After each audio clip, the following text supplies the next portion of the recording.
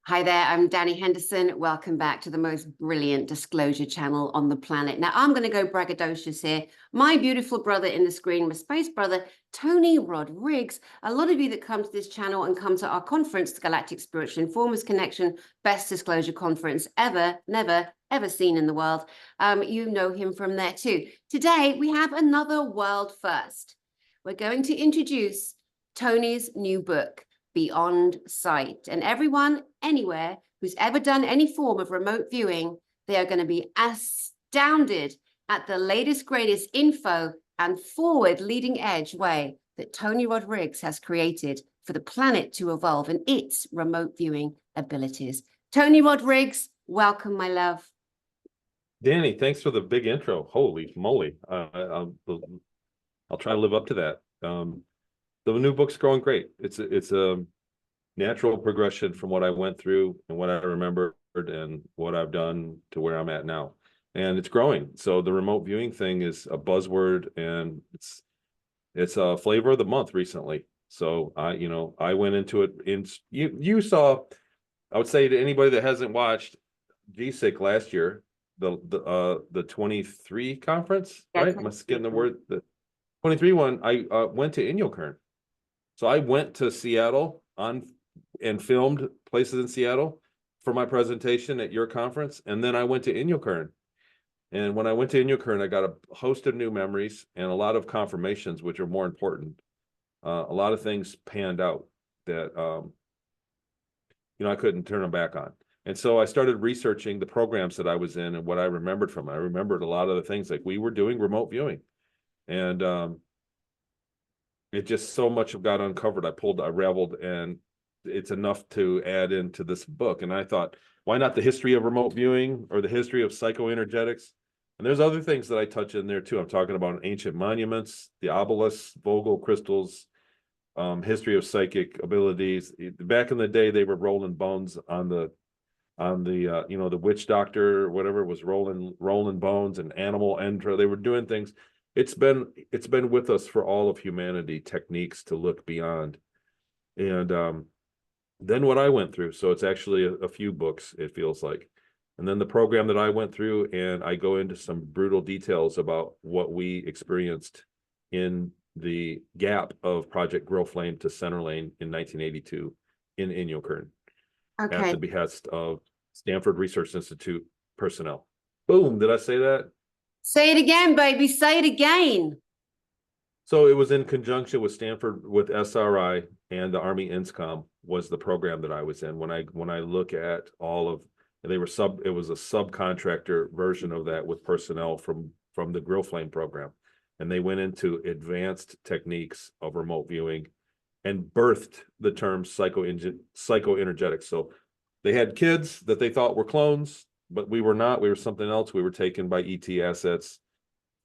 Could have been cloning technology, but we were something else. It was a 20 and back tour, and they took kids out of randomly from places and threw us in this program and did advanced remote viewing techniques. They were trying to get research, so they were trying to prove countermeasures and other methods of advanced psychoenergetic remote viewing so that they could get funding for the next level of their project. And they did so good that they called it, they birthed psychoenergetics. They began to do things like telekinesis and manipulating the target site. So not only remote viewing the site, not only viewing the target site, but manipulating the target site. So that's what they discovered in our program, because they had what they thought were clones in a special district where they were free from legal, ramifications. And they really did the maximum on us. So a lot of that stuff I remember. I put some of it in the book. I think it's going to be shocking to people that are even experienced remote viewers.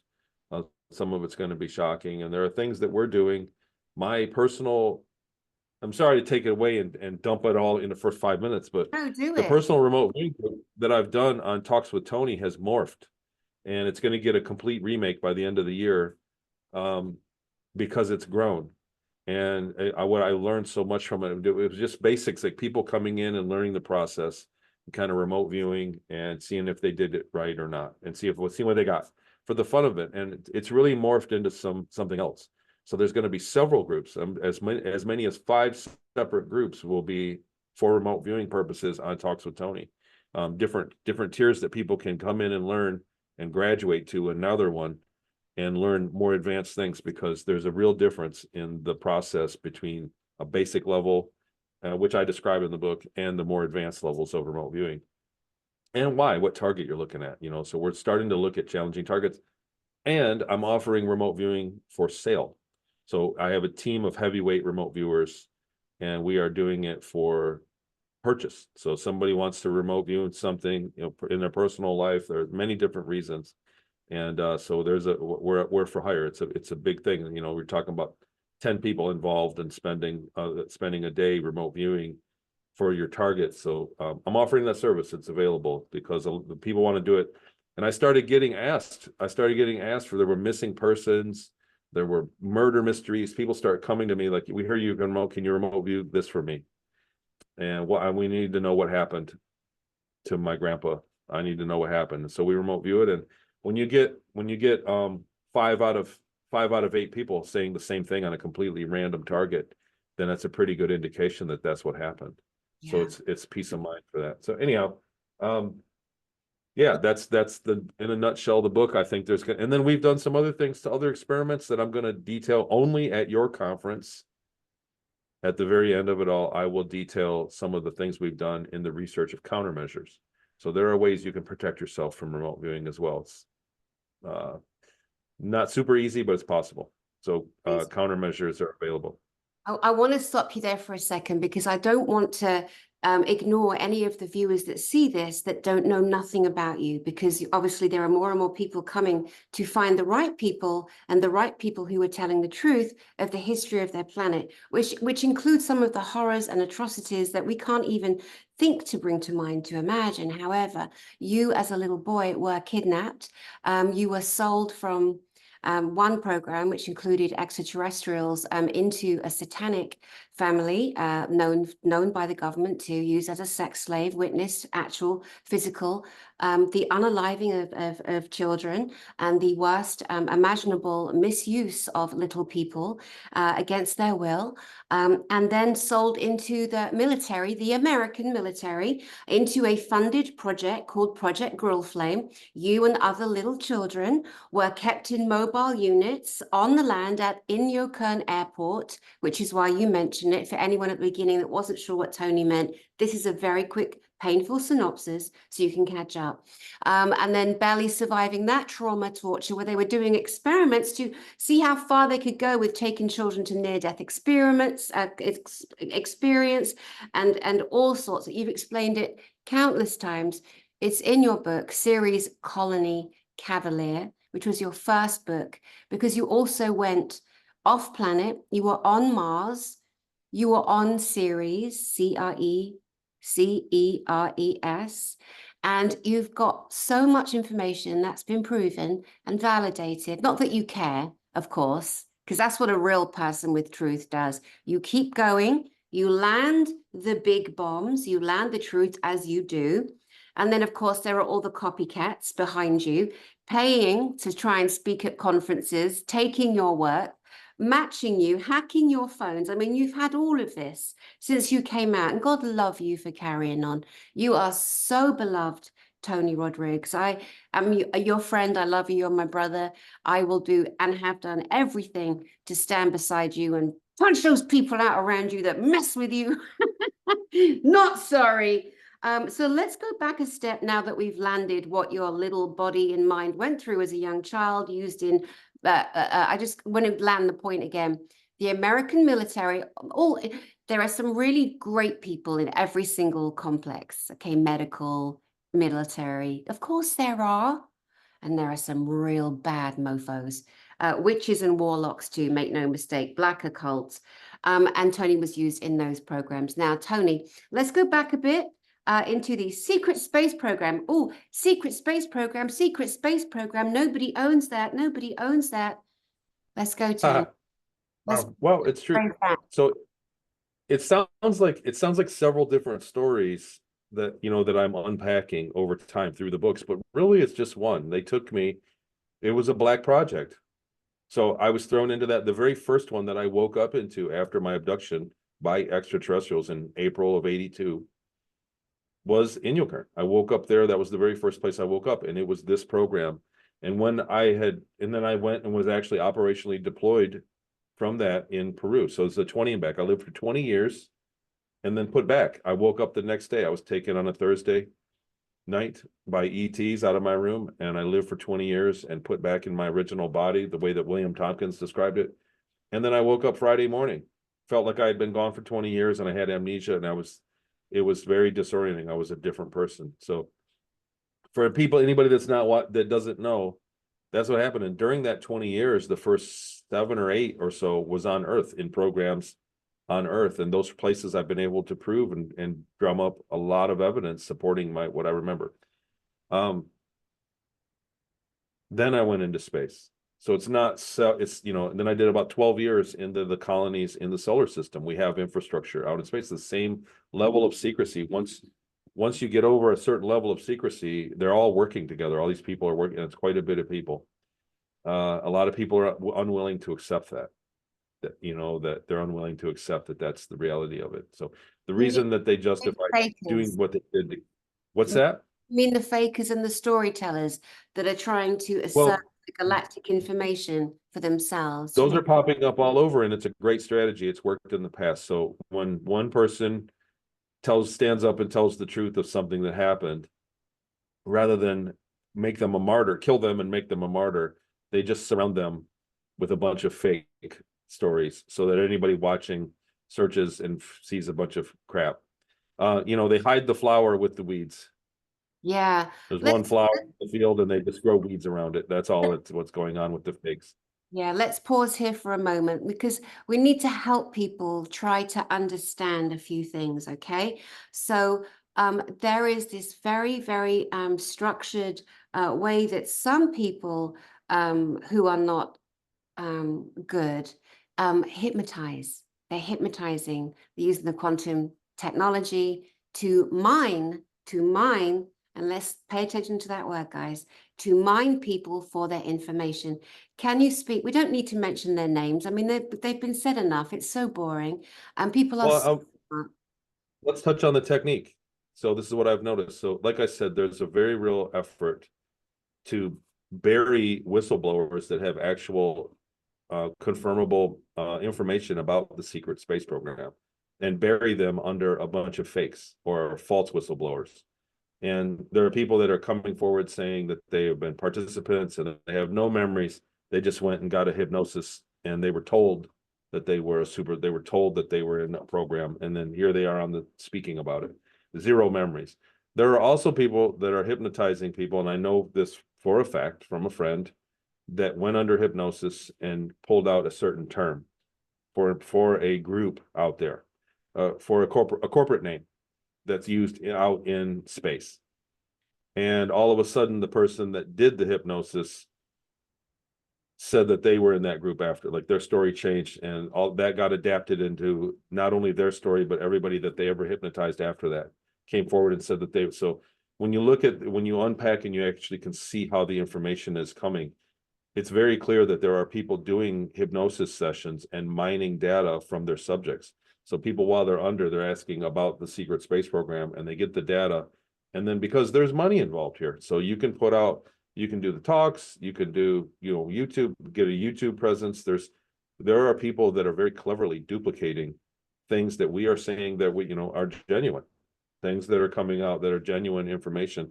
There are people that are duplicating, and there are people saying that they said it first and they want to copyright it so you can no longer say it. So that's a way to shut people up.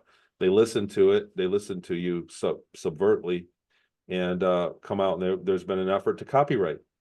So to make things that make witness accounts of secret space program assets and techniques and say that's copyrighted. You can't say that. We made a movie about that and we wrote it. And so that's a whole nother defense mechanism on the secrecy. That's what's real. It's very true. Yeah, it's amazing. Well, we know, you and I know the truth. You and I know also what's coming out this year and they don't. And you and I know that there are at least 4 basic, they're not basic by any means, guys. There are at least 4 massive truth bombs and exposés coming out on stage at the Galactic Spiritual Informers Connection, the one disclosure event that has people like Tony Rodrigues, Elena Danan, Dr. Michael Sala, Dan Willis, Jean-Charles Moyen, Nikki Allen, Melanie Charret. There's 13 of us this year, 13, and I'll mention them all later. But let's move on. You're 20 and back. You've explained it, you've described it, you've found physical evidence, you've gone and filmed, you've documented these things that you spoke about and wrote about before you even went on the road to find them. You didn't go to Inyokern until after your first book came out. Brad Olson, the research archaeologist, he went to Inyokern and you said, right, walk down there by the water, tell me if there's a rock with white paint on it, for example. And it took courage, Tony, and that's another reason why we love you so much. It took such courage. You've been so brave. You haven't run, you faced it, and you've pushed on. And what's so lovely as well, I love your to the ETs, because they believe that you wouldn't remember the awful things they did to you. Not only have you remembered and told everything on them, you have advanced technology that you witnessed, worked with, and you've brought it back to the planet. The planet. So let's go a little into the Several projects. Yes, talk about the education. Where are we? I haven't even had a chance to catch up with you on that. We haven't even touched on that. So we're moved into the corporate space of it. So the children education is a different animal versus this. I touched it with Mark, your friend, who I was introduced to at the last year's Gsic. Mark Escott. Yes, Mark Escott, and we went back and forth with some of his people, and they actually suggested that it gets flip-flopped, that the media gets presented in 180 degrees different. And when you go into that for a lot of the children's learning, you need like a child psychologist, because for the younger kids at the preschool level, they're not learning and regurgitating. You really want to see how the thought process is. So you show them a color and you want to see how many other things it brings up. Anyhow, that was our first product we were working on, and it turned out to be, I thought it was the easiest one. It turned out to be the hardest one. So thankfully, we've had help of AI to generate some videos, and I'm working with a real talented media guy that worked in Hollywood for like 30 shows, and we're putting together for corporate training videos, corporate training software with the learning technology that I remember from Mars. And it's doing good. I mean, it's a slow roll. It's not my full-time gig right now, and there's a few other things. There's a few funnels there, but pretty much we already have a customer lined up. And once we begin doing that, the intake of data is kind of the bottleneck right now. So once that all gets rolling, that's what we're doing. We're building training videos for people that come out of college and that get hired on for a corporate company. And they want to it costs a lot of money for them to pay somebody, one of the old timers, to train the new kids.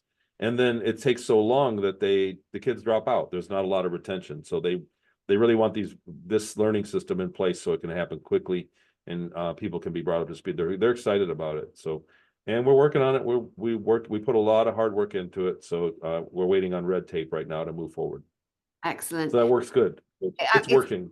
Oh my God. And then we're also beginning a program for, so I was recently divorced and single for a while, and hopefully off the market soon again.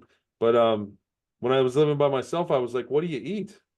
So we're building a nutrition, we're going to call it 30 Days Clean, and it's a learning software thing. And it's like a course on for 30 days to eat healthy food for anybody, male or female, with the portions and everything. Like, we're going to start with little modules like this until we get the corporate contracts or build into the school system, which is ultimately the goal. Homeschooling is the goal of the company of Maple Street Learning.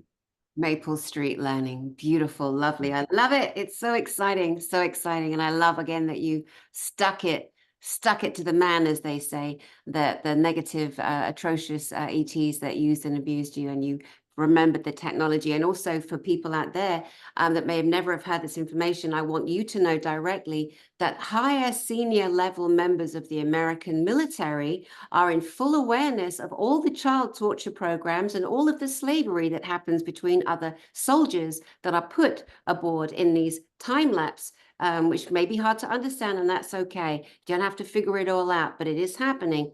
And these senior military person, you witnessed them as a slave on board, going through and plugging into the same software, okay? And these are humans that work on planet Earth as well, and they bloody well know.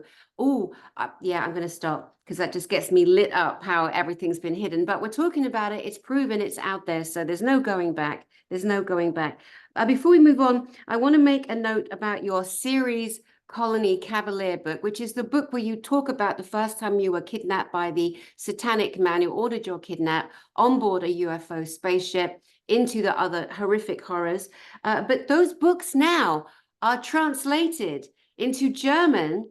It's going Japanese, French, and Spanish. There you go. This one's the German copy. It's a hardcover. And there's a French one coming out, hopefully mid-May. Fingers crossed that the French version, French language version, and then there's a Spanish work out there in the works.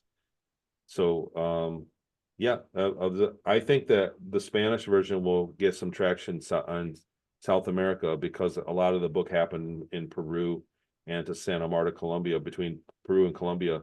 So I think that those people, I think there's a lot of interest in it down there. And I'm looking forward to people reading it and possibly confirming things for me. Yeah, amazing, amazing. Not to mention the fact that Spanish is the #1 language spoken across our world. And a lot of people don't realize that there are more Spanish-speaking countries than any other country. And even if you go to China, per capita of people, there's Mandarin, Cantonese, Fukienese, I mean, all these other languages, dialects, so not one direct, whereas Espanol is, I mean, it's global, so it's great. And again, the language barrier, the Enlil language barrier, has prevented so many of us being able to freely translate and speak between each other. And now with all the software that is available, can you hear a baby yelling? I'm in a hotel. There's a baby yelling down the corridor. I love that song, running and killing itself laughing. Yeah, so I'm happy for you and to let people know in your own culture, language, that you can now have access to Tony's books. A lot of them are being sold on Amazon still, the different language ones, right? And the German one is through they'll be out. Yeah, do you want to name the publisher in Germany? It's a German name. Amra Verlag is the website. Hold it up. AMRAVERLAG. See if you can. You can't really see it that good. There, hold it there. Whoops. Right there. Yeah. That's the website. Yeah, for the German speakers. The publisher. Neat book. And the German rights, it was under a recommendation from a friend, so I went and did that because I hadn't planned on it, but they were excited about it. And I told the truth as best I could from the story. It's my story. So Series Colony Cavalier is the entire 20-year account that I had to get written when my YouTube started to disappear in 2020. And I had been working on the book a long time. So it's the whole account. And I don't know how I portrayed people. I just told the story from my perspective, which was tough. And so I didn't mean it. So when I think about German people reading it and hearing about the Series Colony and how it runs, I tried to be impartial about it at all. Like, I don't hate them. People are in a bad system. Our government's in a bad system, the military. They all think that they have to do what they got to do. But for somebody that went through it in the manner that I did, there's definitely great room for improvement. I mean, that's a really good point. And again, we can look at the German people as truly ahead of their time, light years ahead of their time with their technology, light years ahead. Okay. I mean, they were helped by off-planet personnel. And there's so much, of course, it's always just a small group that are the really bad, atrocious ones that harm, and they're the ones we're talking about. We love Germans, we love Germany. But the bad mofos that we talk about that came over in Project Paperclip, Operation High Jump, these are the ones that we are obviously exposing and naming and through your work of the programs where you were kidnapped. So, it's not about bashing a country, it's just about saying this, but also when we need to give proof and we must validate, we must bring proof. Can't just sit there saying we're this and we're that and then prove it. Billy bullshit. Anyway, you know, if you look down in Antarctica, how many places there have German names? New Berlin, New Schwabenland. Most of the world doesn't know that. If the Germans didn't do what they did in Antarctica, for example, exposed by Admiral Byrd, the attack, the Operation High Jump, then, you know, there's proof there of how the Nazis that didn't go to trial, you know, at Nuremberg, they were allowed passage into America, Brazil, Argentina, other places. They backed up NASA. We've been working with the Nazis from Germany who've been entrenched in NASA since World War II. It must be known. It is truth. It is truth. It's not making up. It's not nonsense. It's fact. So it's all right. And you're so sweet. You see, that's another reason why you're so loved. You are the most humble, the sweetest. You're always trying to take care of other people's feelings. It could be also a survival mechanism because you had no choice from a young little boy, what you went through, but also it is the true nature of your soul and your heart. And there's no one like Tony Rodrigues out there. So put that in your pipe and smoke it. Thanks, Danny. All right. Wow. I know you like Alex Collier with the butt clenching. Okay, stop, Danny, stop. Sorry, no. Anyway, we will move on with the brilliant book. We will move on with your brilliant book, Beyond Sight. Now, I want to validate to people that I did one class with you, and then it was great. I want to talk about it, but I didn't come back in only because I didn't want to be a distraction. Like, this is your thing, you know, and I didn't want to hide on my camera because it felt like a lie. I didn't want to change my name. It felt like a lie. I'm not comfortable doing. I'm just so out there and telling the truth that, you know, but this one remote viewing session I did with you and your amazing group, your beautiful group, it was crazy. I had never done any kind of protocol. I mean, I read. I mean, you know, for me, it's the same thing. It's so similar that people don't seem to put it together. We get caught up in this as a military concept. No, it's not. It is a beingness, a metaphysical science that we humans naturally have. I have an ability to view anybody anywhere in the world that I want. I can even pull their energy in if I want. There's a consequence to that because there are, you know, barriers you should not cross, and you'll know them soon enough because you'll get tasered. You'll get tasered back, especially if you come and look in my space. And be warned. But you know, but that's it, right? Reading, sending energy, feeling energy, remote viewing, looking at people. When we did it in your class, I did it all wrong. I missed the coordinates. I literally got them as the thing opened. I didn't know what I was supposed to do. I just missed the information that was on me. And I just looked at these numbers that you gave out, and I just drew and wrote what I got instantly, and it was bang on what other people got. And we didn't realize we were viewing an off planet, a planet being terraformed off planet. And we all saw the equipment, the mining, the filling of the lake. Remember that one? So yeah, when you get overlap, there's really a lot of confirmation. Like I said, when you go out, when you have a group of a flock of people that remote view, and they start to see, they get bits and pieces, and then they start to have the story overlap. So what you see in the overlap is really, you know, so that one wasn't what we call an unconfirmable target. So we can't go there and walk around. What we found is that when we do confirmable targets, it's the same exact thing. It's the same exact thing. People get different versions. It's almost as if you imagine a city park with a park in the downtown area of a city, it's like it's just as scattered out as people are. Some people are at the picnic table, some people are over at getting an ice cream, some people are over by the lake. The remote viewers all describe it in the same amount of spread out. So they see it from a different perspective, the same scene, but they get things that are undeniably the target. And it's impressive every single week. It's just fun every week. We do everything we can to limit the amount of telepathy that happens, but people remote view them at different times. We take note of the session and how long they spent and what time they did. I've started to really pay attention to what time people do the session because they'll report the weather at that time. So if we do the Colosseum in Rome and they go, man, I see it's rainy, it's foggy and dense and rainy. I said, what time did you do the session?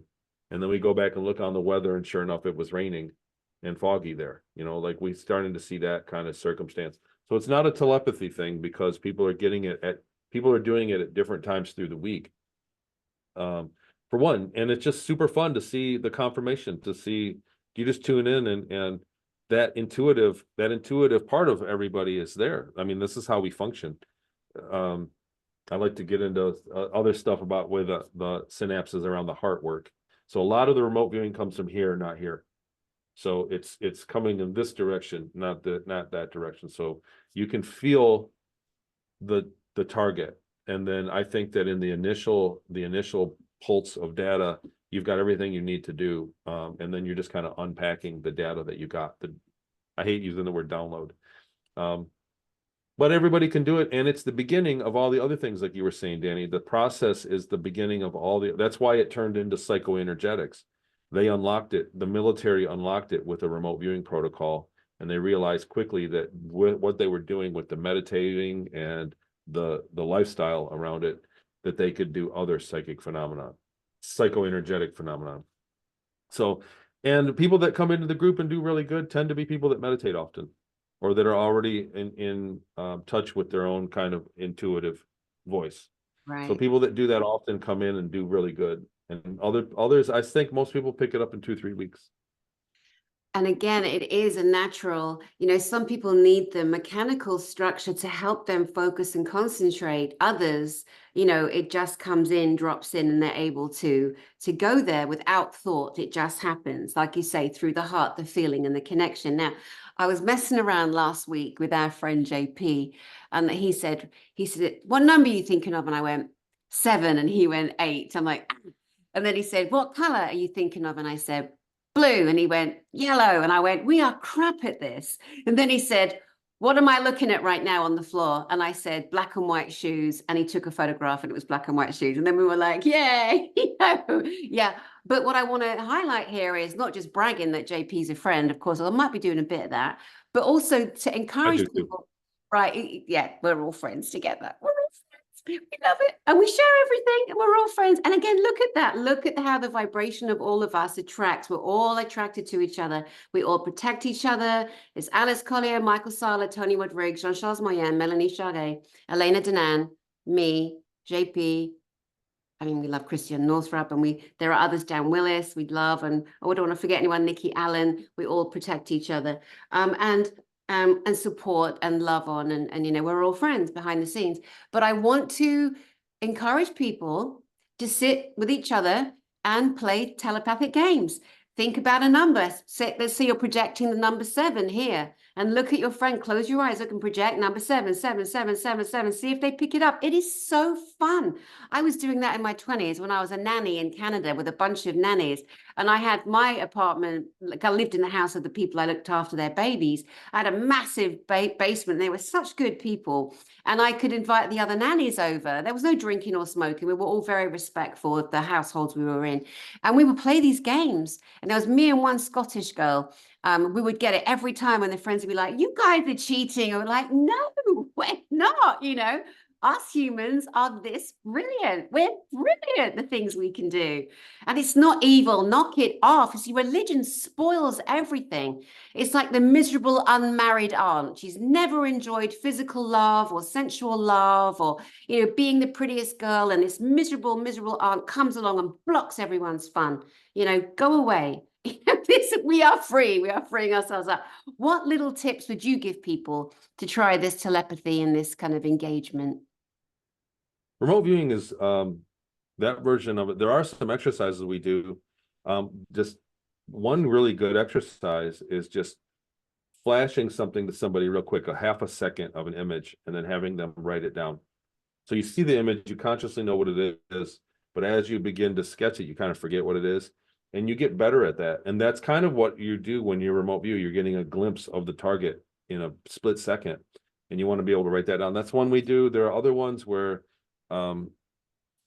you put things that kind of in an envelope, and then you remote view it. You touch the envelope and then remote view it, and sketch what it is, and then open the envelope and see if that was it, with no coordinates. It's like physically there. Like I take something, write it down, put it on the envelope, and just set on the table. Then you touch the envelope and write down what you think it is. And that's a really good exercise for that. It takes 2 people at least.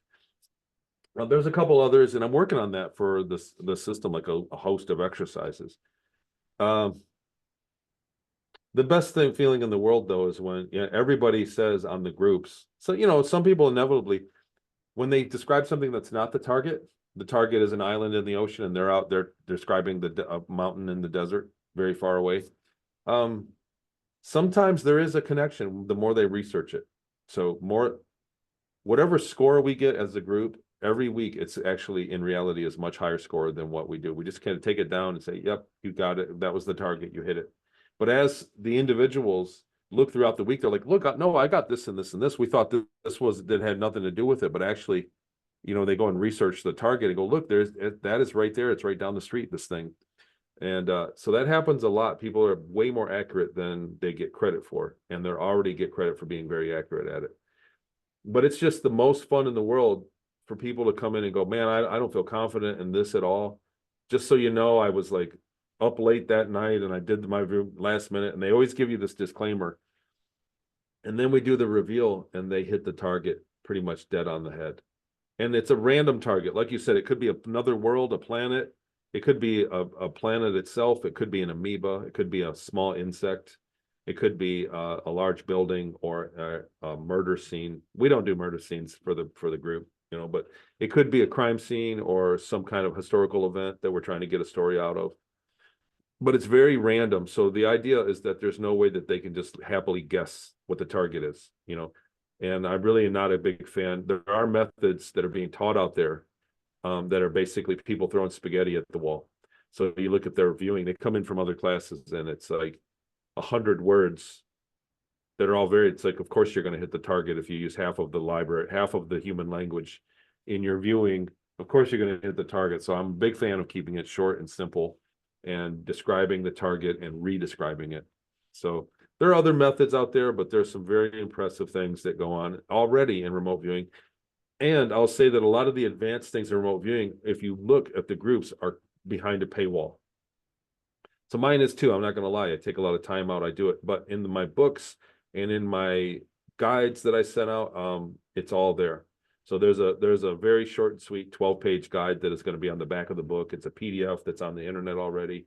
And it gives you everything you need to know to do basic remote viewing, before you get into the advanced stuff. And a lot of the stuff out there, a lot of the groups, they tell you how to remote view. They don't tell you how to target. And targeting is an integral part of the technology behind it. Learning how to target and targeting well is, I think, can be more difficult than actually viewing. So there are other things, and I'm pushing that forward. And like I said, there are some few things on countermeasures that I'll cover. I'm going to present on that at this year's conference in Denver. And I'll go over all the stuff we learned, because we were able to, in a pretty scientific way, describe ways to perform countermeasures to remote viewing.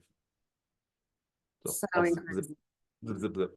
Yeah, no, I love it. It's great. It's so great. And, something else to note here, there have been long-term remote viewing protocols in place with different people, different, companies and different, industrial complexes, military being one of them. And as our planet is ascending in consciousness and our consciousness is raising, because there's so much more light on the planet now, the dark is being dismissed, the old guard has and is dying. And that means some of the old protocols in the military and the remote viewing that people have been using for years. And it's all right. We are supposed to be evolving. And Tony Rodrigues, you clearly stand at the forefront of remote viewing as it has evolved, as you have taken it, as you have witnessed and brought back to share at this time of ascension. It's all part of it. I know that. I know that's true. So, my account of what I went through in the secret space program got me noticed. So people wanted to hear about what it was like when I was in space. Obviously, everybody wants to know. And there was evidence supporting what I recalled. But it turned out that I was also on the ground floor of remote viewing. A lot of, we're talking Army INSCOM, in between Project Grow Flame and Center Lane, a secret program in Inyokern in April of 82. They were doing research then, and this is something that was in all my interviews, hundreds of interviews I've done on YouTube. Nobody really asked me about Inyokern.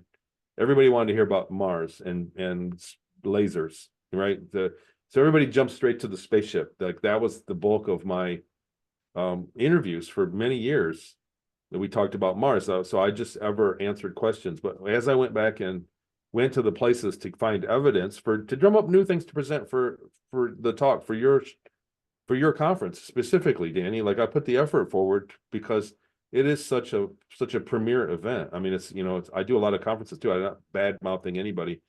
The people that show up at conferences and the conferences I do elsewhere this year are all equally amazing. But yours is a very premier event. It's a very big stage, and it's with, it's like there's a standard among the speakers to keep. And so I really wanted to do good, and I really researched every little nook and cranny. I went back and said, I've never been to Inyokern. I'm going to go there, and this time I'm going to film it. And I went, and what had happened is it drummed up all this stuff.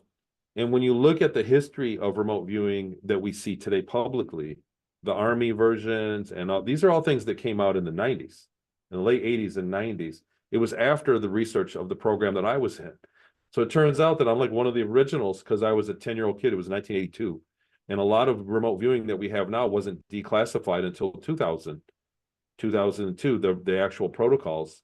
And then we see these groups, it was public knowledge 20 years after the fact. And so I have a unique perspective into how it got developed. And that's what this book is about. That's what my newest book is about. Basically putting it all together, that I witnessed it. And there are other things that I did that I witnessed that were shocking. So it wasn't all about remote viewing. It was about national security.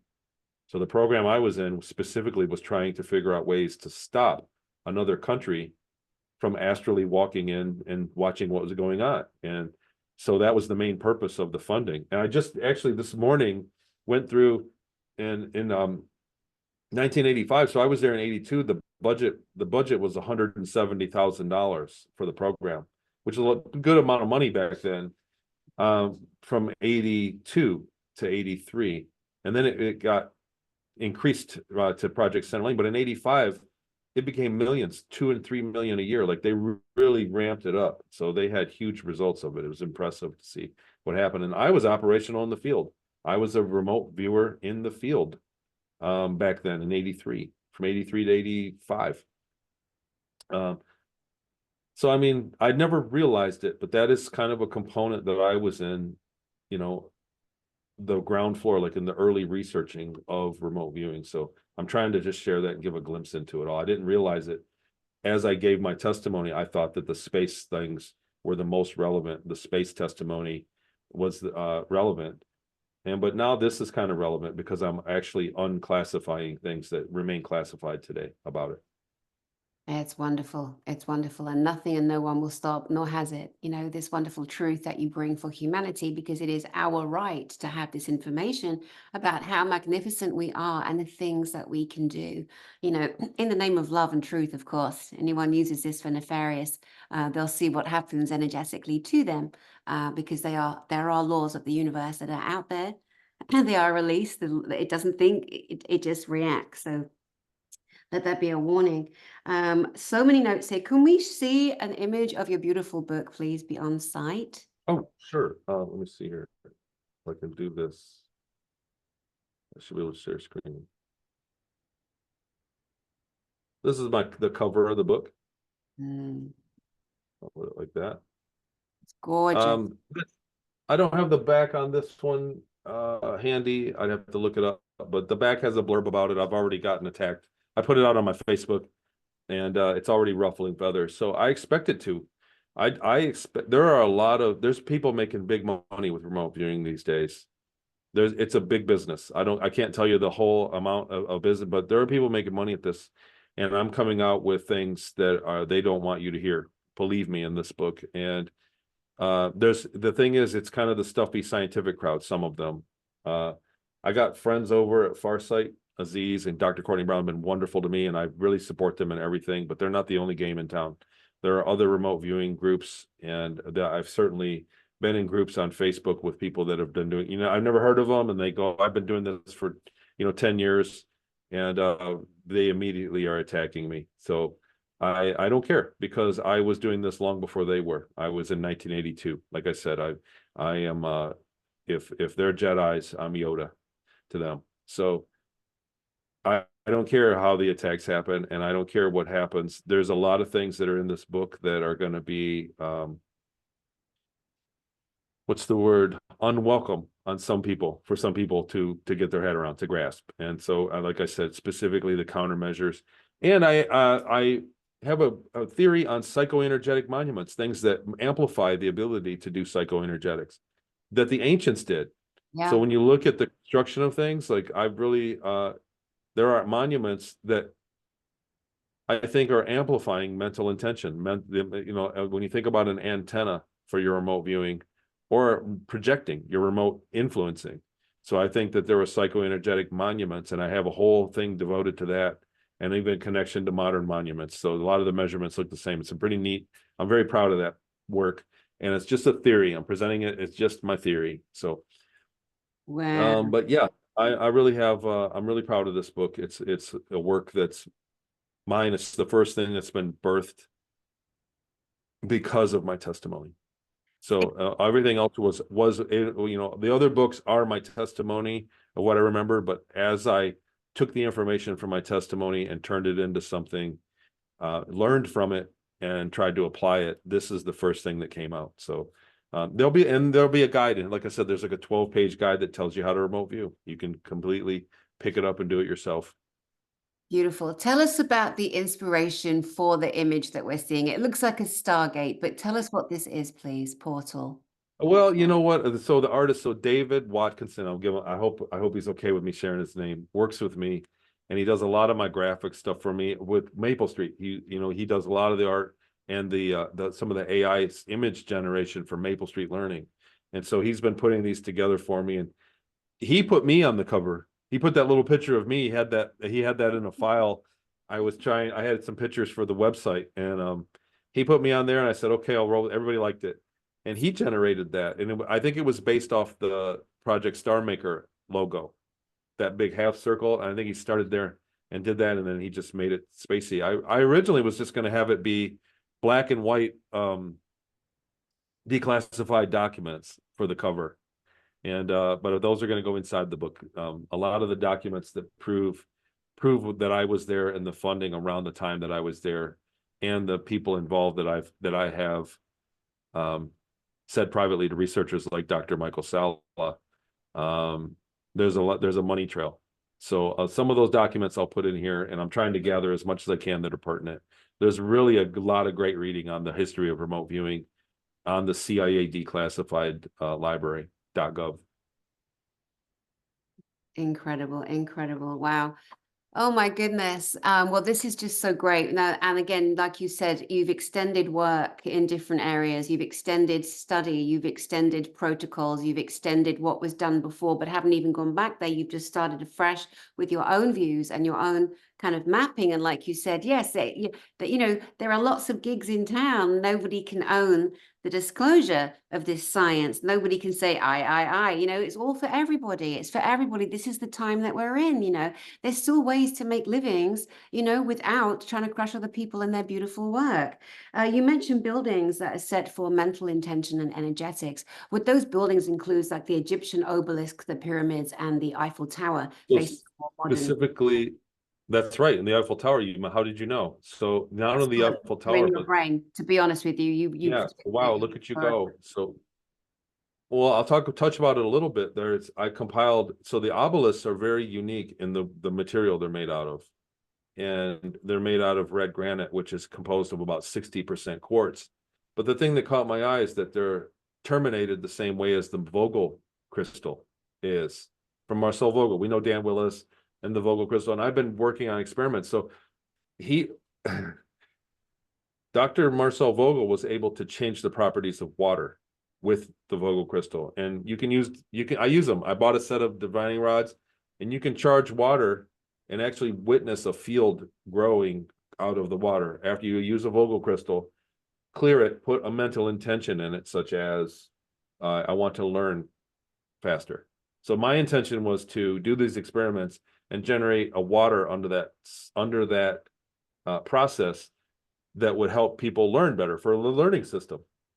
So for the learning software, I was thinking of a water, like a drink with B12, 5 milligrams of B12 before you're going to take a lesson actually helps it helps you learn it. So B12 is something that helps your memory work better.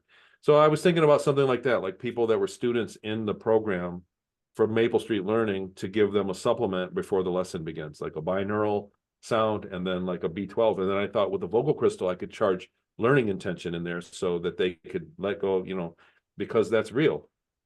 And so I started experimenting with it. And I went, hold on a second. It works. I mean, greatly. And it doesn't work a little bit. I mean, it's like a greatly. So I had I had a friend over, and they were very badly sick, very badly ill, like with a major infection, chills, and 103-degree temperature. And I charged Vogel water. I used the Vogel crystal to charge the water and gave it to them, and they immediately felt better. What was in that water? And I said nothing. There was no placebo effect. I just said, here, try this water. And immediately the symptoms went away. So then I went, oh God, this is it. And I bought the divining rods. And you can, when you charge the water, the rods work, which I'm still blown away by that. But the rods go over and cross. But when you charge it and you stand back, the rods will do this. They'll go in an area because there's a field that is growing off of the water after it's charged. And in the shape of a toroid, a toroidal field is around the water. And then I looked into it. There's an article that says that they were able to replicate with the Vogel crystal the ability to put things in, like if they chemical abilities into water. So there's a tale of a village being killed, and they had no idea in Cambodia during the war, and they had no idea how they got poisoned. There were no chemicals in the water, but there were people upstream that were doing things to the water energetically. So not chemically, but energetically changing water. And the Marcel Vogel work is definitive science. They concluded it's possible. They use silica experiments to prove it. So I started looking into that originally for the Maple Street Learning. But what I quickly realized was that, so like I said, they said that they could take a sedative and charge the properties into the water, the electrical properties. And if people drank the water, they'd get sleepy. So imagine that. Imagine an undetectable, no chemical in the water. You can use the Vogel. And then I looked at these obelisks and I went, oh God, you could use an obelisk and do it. And don't you know, they're all the same distance from major rivers. The Karnak temple, where they all came from in Aswan, where they were all mined, all of the obelisks in the Karnak temple is downriver of the Nile that could have charged the water for all of Egypt to be happy or inspired or be sleepy or happy or horny or disgruntled or want to go to war. They could change the emotional intention of the water with essentially a giant Vogel crystal. And I thought, wait a minute. It's the same distance from the water.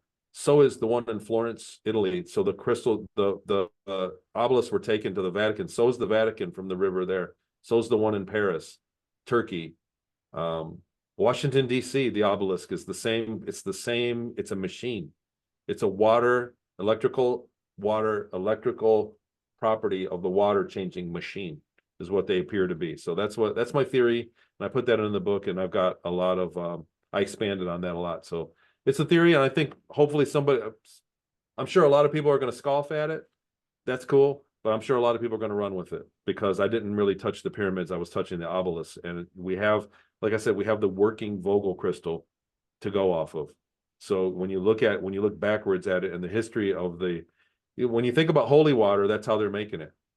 Yeah. You're using a giant Vogel crystal to pray into and create the holy water at the Vatican. It's right there at the Basilica, and it's the same exact layout as the Karnak Temple, and so is the one in Boboli Gardens in Florence, Italy, another place that's known for the quality of its water. Marcel Vogel made award-winning wine by changing the pH properties with his crystal, running it around just tap water, and he made wine of it. And so you go into Florence, Italy, the same exact layout, the same exact machine in the Boboli Gardens with a water trough right next to it, and they have award-winning wine everywhere. The Medici family in the 1550s. Also, all of it happened in the 1550s when the Vatican took built the monuments that are there today, and only a few years later was the Nuremberg, the space battle, and then right after that in the 1600s was when the Ceres colony was very proud of the 30-year war where they defeated the Vatican and could have freedom of religion. So that particular part in history seems to have people with great knowledge and extraterrestrial knowledge based. So I'll stop there before I get really far out. But Oh, I love yes, it. I touch on these things in the book. Yeah, it's so great. You just mentioned the Medici or the Medici, the Italian Medici, yeah. Illuminati banking, whatever you want to call it. There are strong links there that go through history, of course, as we know. And again, there are always beautiful, good people in these notorious families, in these long-term tree links that purge and grab and go through every single system ever on the entire planet, which again, more and more information is coming out. It's so fascinating. And again, it's so beautiful because, you know, as people get this book and sit and study and get all the insight, again, hearing your words and your thought process and your knowledge, you know, that you've created and invested by putting in this book to share with the world, it's amazing. The obelisk information, the red granite, the conductor, such an amazing material. Of course, the Egyptians knew that. And when I was in Egypt, I remember learning about Hatshepsut, Queen Hatshepsut. She was a pharaoh, a woman who dressed as a man, bare-breasted, because guiding her stepson who was too young to rule. And she is linked very heavily with being the one who really pushed the obelisk technology forward. Okay, a woman. Now, somebody else told me, no, there was an older obelisk. Okay, but I'm going to share this because it's still interesting for everyone, because we're all on our journeys, right? Queen Hatshepsut is the only one of the only female pharaohs who is buried in the Valley of the Kings, not the Valley of the Queens. And I bet half of you didn't even know there is a Valley of the Queens. There is. I didn't learn that till I went to Egypt myself. So Queen Hatshepsut is tied very directly to the obelisks, and she's buried in the Valley of the Kings. And you can bet your ass that she made damn sure that her request to be buried, because they could have done anything, but they knew the power of that woman. She gonna come back and Yeah, remember hers was, glasses. Go ahead. oh, we have actually that has Karnak has been a target for the remote viewing team a few times. Hers was the second obelisk after Thutmose the second, I believe. The Thutmose the second. I say all the names wrong, but that first obelisk was built. And the thing is, there's a lot, as I understand it, there's a lot of mystery around Karnak, because priests ran it. There were priests that were in control of it. But there's the sacred pool is next to it, and there's another red granite place. God, I got to look it up. But there's a sacred pool next to it, and it always stayed at the same level, even if there were droughts. They couldn't figure out why it did that. And the water was well renowned to have healing properties. There's another place that's made out of red granite, and there's a well, and they can't tell where the water comes from. And the guy that stayed there and studied it began drinking it, and he had bad vision. His vision got better. He didn't need glasses anymore. So these are things they can charge the granite with mental intention, the same way that you can charge a Vogel crystal, a quartz crystal, with mental intention, directly affect the water with it. It's measurable, the changes of the water, the pH balance changes, a lot of the things change in the water. Totally measurable. It's a real scientific thing. This isn't woo at all. And these are things that have the same exact components. And if you think about the idea, just if you get it in your head that, you know, there could be one in Washington, D.C., and the entire water supply could be affected by somebody's mental intentions. Vote this way, don't vote that way. Something major. This is mass early mind control on another level. That's something we've never thought about before. You know, I don't want to say control, but maybe influencing, maybe mental influencing. It's something that's very possible. And I kind of uncovered it, and one thing led to another, which is how I found it. So very interesting. And it's neat that you knew that, because I've been studying the Karnak and her Hatshepsut. Am I saying it right? Hatshepsut. I'm terrible with the names. I recognize them on print. Yeah. But I've been researching that for the last couple months for this book. And for that particular, the psychoenergetic monuments chapter. And it's only one chapter, and it was like a great deal of research I put into it. And I think you'll like it. I think you're going to get a lot out of it. I think people that read this are going to get a lot out of that. Amazing. Thanks for Danny. Mind-blowing. Of course. You're the mind-blowing one. Goodness me. I'm just so happy I can say I know you. It opens doors. And ditto, vice versa. Vice versa. It's so good. Oh, it's so good. Okay, let me just go through my notes here, make sure I've got you. Oh, I wrote, I like to be first. I do. I like to learn the world first, guys. And then it's out and it can't be edited. It can't be stopped. It can't be anything but in your face for you. Secret Space Program, we covered that. History of remote viewing, psychic phenomenon, Project Grill Flame, which was the project you were in. So guys, any of the military programs that you hear us mention, go look them up. They're all out in the public domain now. They have to be after a certain amount of time. So there's no hiding. These things happened and happen. Oh, you mentioned about Gsic 2023, last year's Galactic Spiritual Informers Conference, where you were a speaker again, of course, the same as this year you'll be again, because you always have brand new intel for us and actively connecting. You did so much work to prove that Inyokern Airport was running the child torture programs funded by the American military, that you showed all this documentation at the conference, which we can't show online.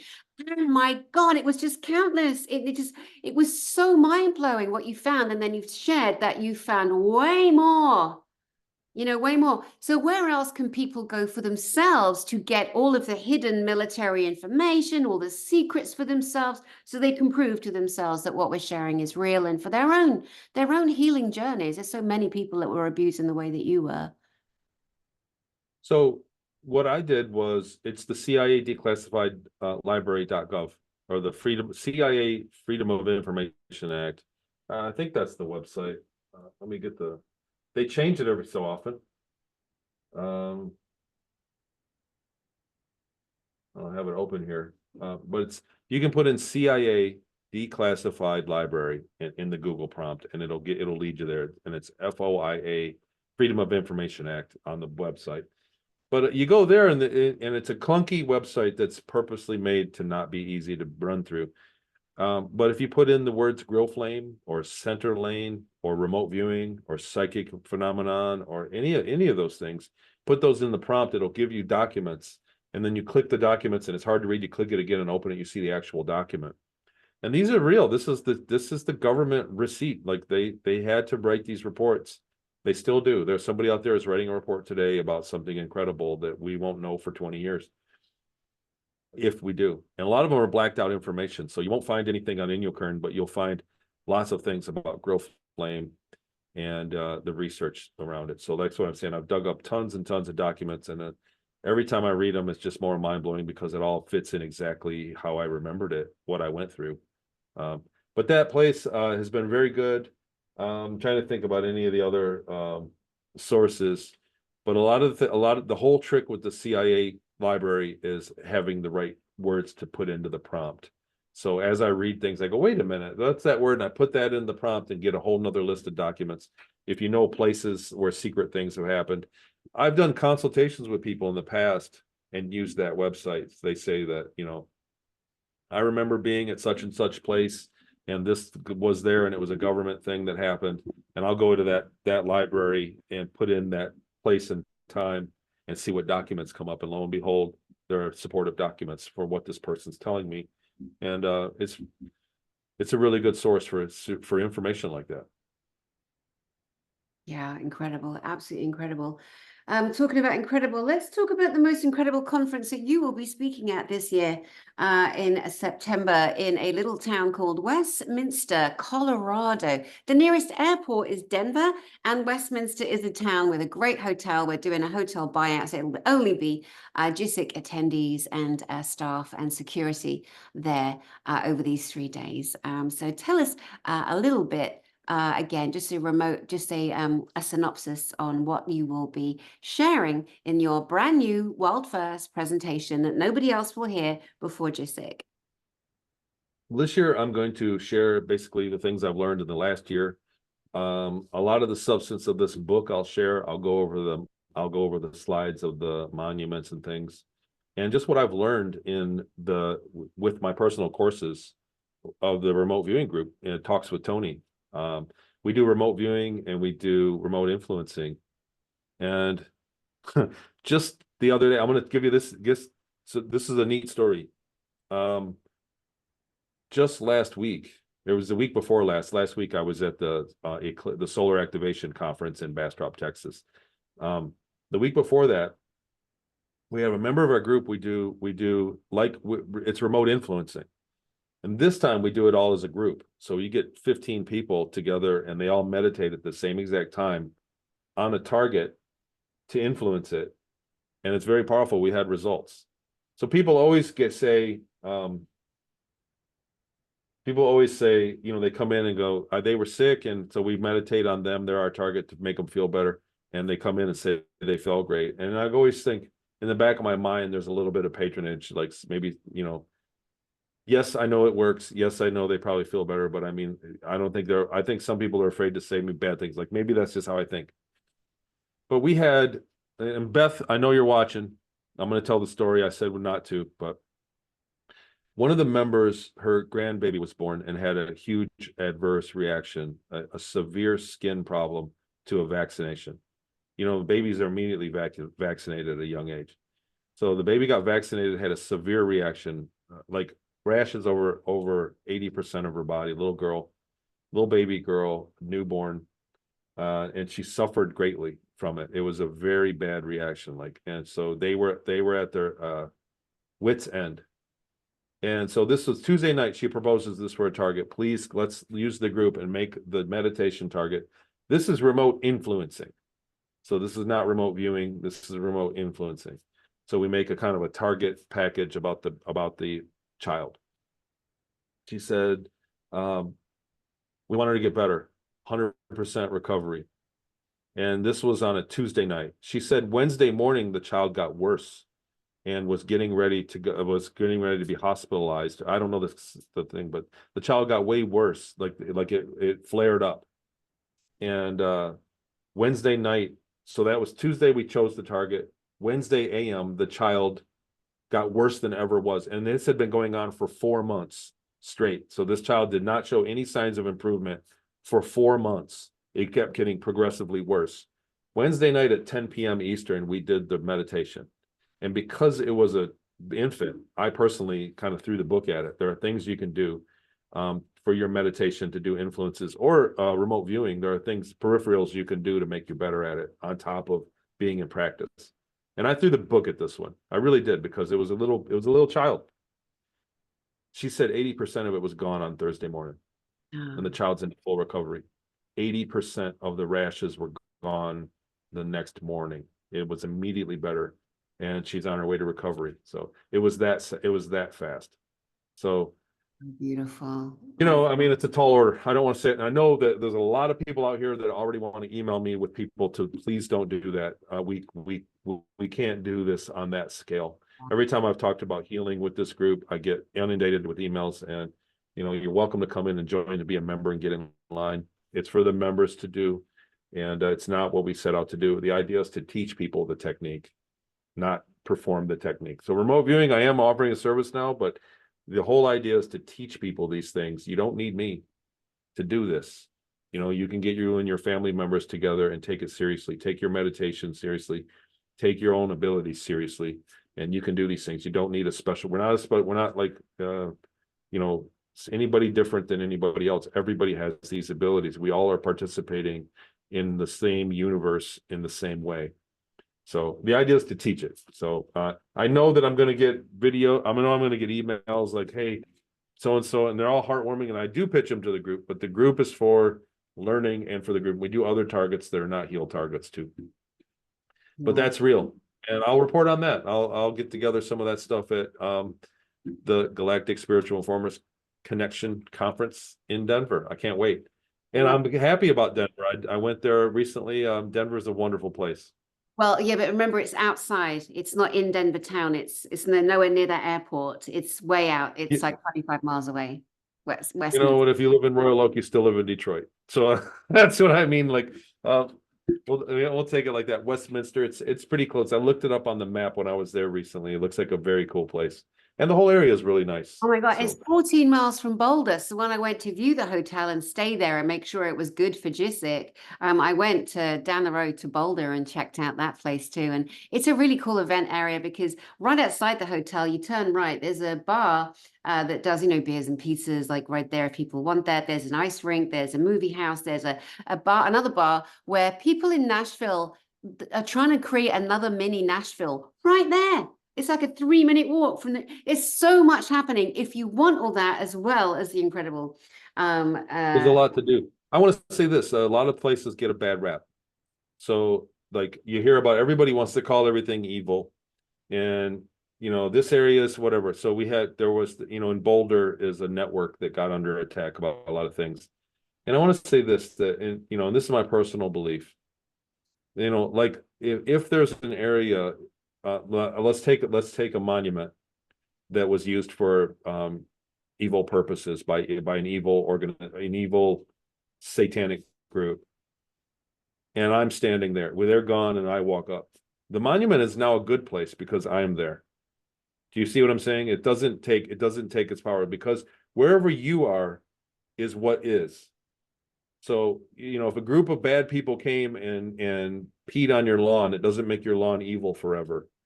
Okay, when you're in your lawn, it's a good lawn. It's what you are. So it's your state of mind. So everybody, I think a lot of people are getting these bad raps, like they want to paint conferences and they want to paint things as if it's in Vegas, it's bad, or it's there and there, but it's not. It's what you are. You are dictating the vicinity with the energy that you're giving off at the time. So anyhow, they're not saying that about Denver. I'm talking about Boulder, and which I think is a really cool town. I loved it last time I was there too. Excellent, beautiful. We're going to give a very quick announcement here to a speaker that some of you guys may not have heard me announce, and I'm so proud to announce that our latest speaker that I can now reveal to you, it is the one and only, the great, the Rocket Man, David Aden. Those that don't know who David is, please go to Michael Sala's channel. There are 4 episodes of this child prodigy, Rocket Man. He's now just turned 70, and he is incredible, as bright as a button, as bright as the sun. He's brilliant, and he was making rockets advanced, way above what NASA had, way above what the Nazi technology was, coming from Germany. Been proven. His stories are there. They are incredible. He is amazing. He's going to announce world first technology at Gsic 2024. So David Adair is also bringing a big truth bomb, landing it. You're going to hear about technology he has been created by him, and he'll be announcing it. He told me he's going to hold on to it until Gsic. So we're so excited. We have so many world firsts happening again this year, and I'm excited. So let's quickly go through. It's David Adair, Dr. Christiane Northrup, Dr. Lee Merritt, Elena Danan, Jean-Charles Moyen, Melanie Charret, Dr. Michael Sala, Dan Winter, Dan Willis, Tony Rodrigues, Jerry Wells, Nikki Allen, and one more that we can't share yet until we know the protocol that we can use. Either he's live on Zoom or he'll be physically on stage. We don't know yet, but we will let you know as soon as we can. And that's not bait and tease, trust me. I mean, with all the other speakers, I mean, do people get it, Tony? The caliber of the list of names I just read, how incredible. Nowhere else in the world, anywhere, will you or have you ever seen these people come together. To me, the greatest disclosure revealers on the planet. Proof, evidence, long term. Nobody popped up a year ago or 4 years ago. They've all been in the trenches all their lives. All their lives. And Alex Collier's coming as a cherry on top to hang out in the audience for 3 days. What more do you want? Jam on it? It's like the best conference in the world.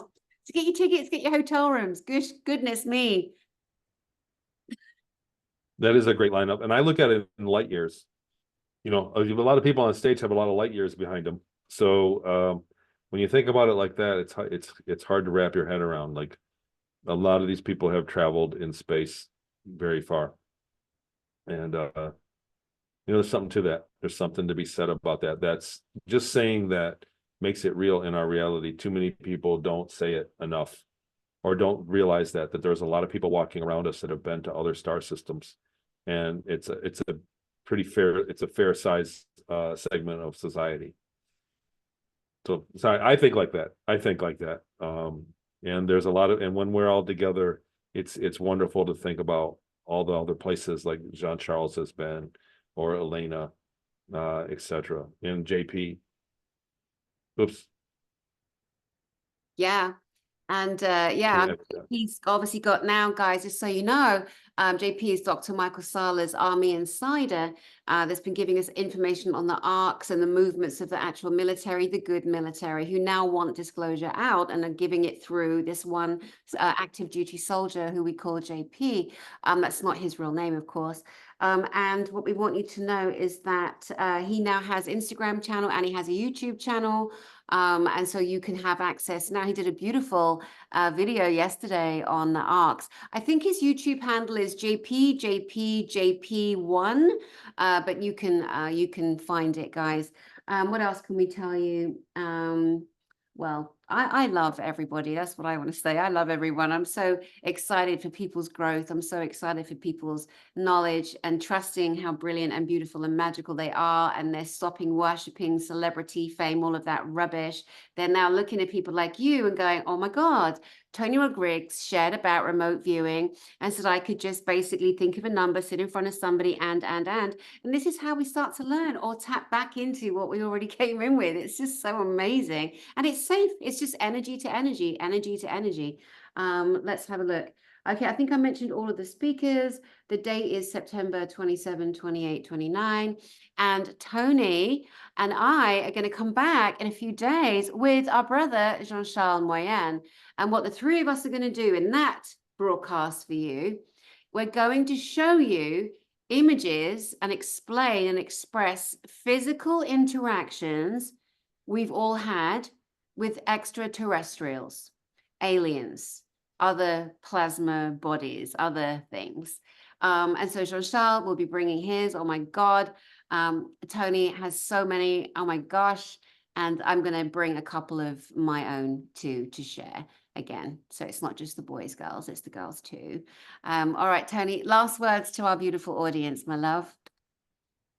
Thanks for having me, Danny. Lovely as ever. I'm so proud to be a part of this and what we're doing. I think that sharing information that people don't have access to is the single biggest problem in society, and too many things are secret. It's just that's too many things that don't need to be secrets are secrets nowadays. So what we're doing by sharing what we know about the world above secrecy is super important. So thanks for that, for firstly. And secondly, the book will be out, I'm hoping the end of April. It should be a couple of weeks until I press play on the publishing it, and it'll be available. So I'll have it at the conference and start working on my next one. And so, I'm hoping to do one a year. And this one's going to be fun. I think this is going to be a really fun read for some people that are curious about any of the phenomenon. So that's it. Wonderful, wonderful.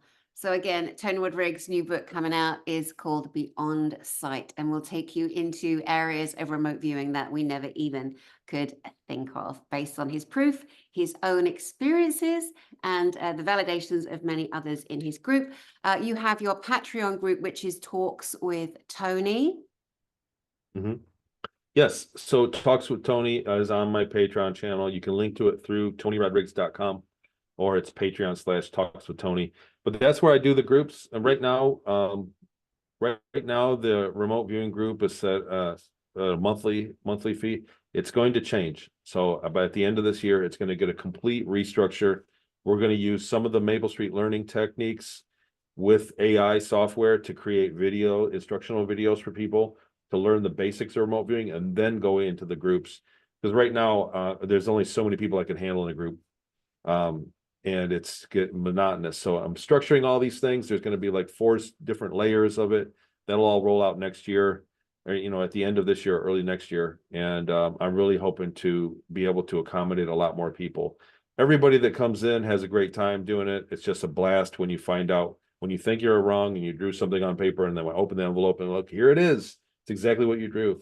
And we're starting to host sketching classes so people can sketch. We're starting to do sketching classes with artists that are in a live Zoom format, so you can learn the basics of sketching, which helps your remote viewing. And we're doing other things tonight so people can learn it. And it's not meant for you to live there forever. You can learn it and move on, and it's for all walks. So from the beginning to the advanced. And starting the Motives group, which is remote view for hire. So these are all things that I'm going into just because it fell in my lap. Absolutely, absolutely amazing, amazing. Okay, so we'll bring us to an end, which is great because the heating is on in this Airbnb and I'm about to pass out. I can't turn it off. Oh my goodness. All right, guys, thank you so much for playing with Tony Rodrigues and I today. Sending you love from my heart to yours as always, and we will see you soon.